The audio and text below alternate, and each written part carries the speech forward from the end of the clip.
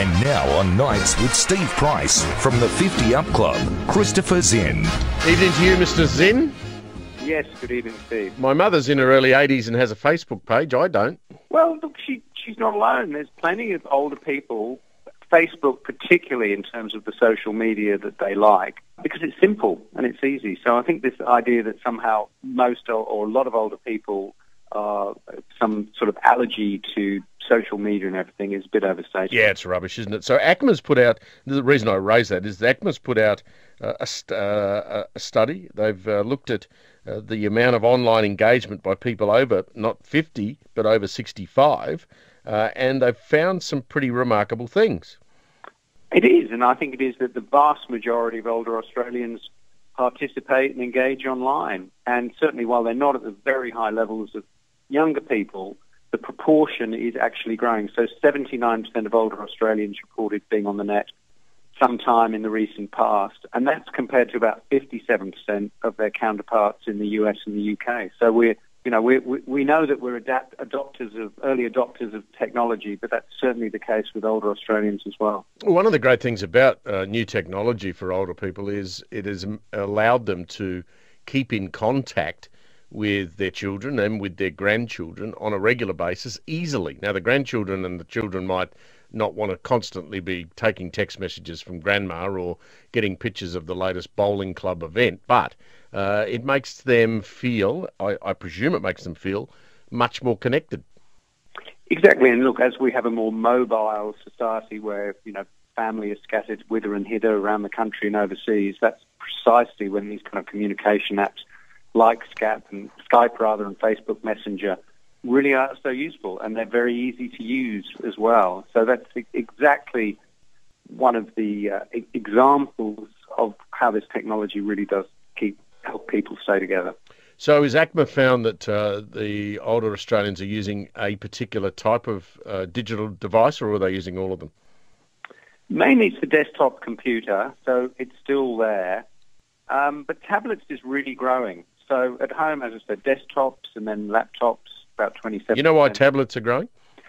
Really, is that ease of use. No, I'm going to give you another reason. Ah, right, okay. What's the other reason? Well, a grandchild or child decides that they will update their iPad and they don't throw it in the bin. They hand it over to grandma, teach her how to, or grandpa, teach them how to use it, and then suddenly they're active on a tablet. I'm sure that's the case. There can be years of use because, of course, they don't want all the bells and whistles and high speed. It really is just for some of those simple things. And the tablet is brilliantly designed for older people. You can have much larger fonts. You can really go into it with very little knowledge and enjoy it, or you can become quite a sophisticated user. So, yeah, the amount of tablets is actually higher as a proportion with older Australians at 18% than it is with the general population, where it's about 16%. Now, the important thing here, of course, with NBN coming along, if we can ever afford to actually turn it on everywhere, the other thing that technology does and makes easier for people is paying bills. Now, I'm sure there's not too many dinosaurs like me who still write out checks and put them in an envelope, lick a stamp and put it on the front. Online banking, dealing with your doctor, paying bills online, being able to Google up, self-Google health issues, all of that stuff would be done every day. Yeah, and it surprised me that actually about half of those older users over 65 do banking online and pay bills. And actually 40% of them shop and sell online too. So there's a substantial part of the cohort who are very comfortable doing this. And I suppose, of course, it's very convenient. It's easier once you have got actual trust in the technology and the platforms. And that's been a big issue with older users not feeling secure or safe online, but obviously there's a good number who are and are making the most of it.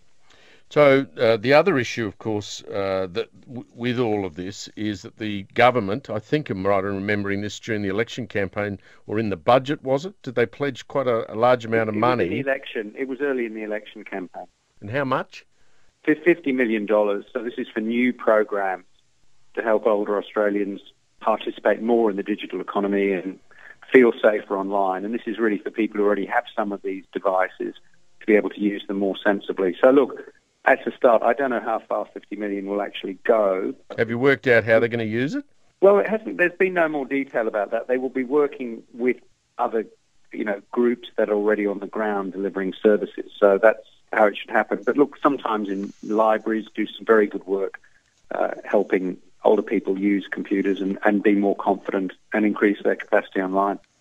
Always a pleasure to catch up, mate. Thank you very much. I'll talk to you next week. Thank you, Steve. Christopher Zinn.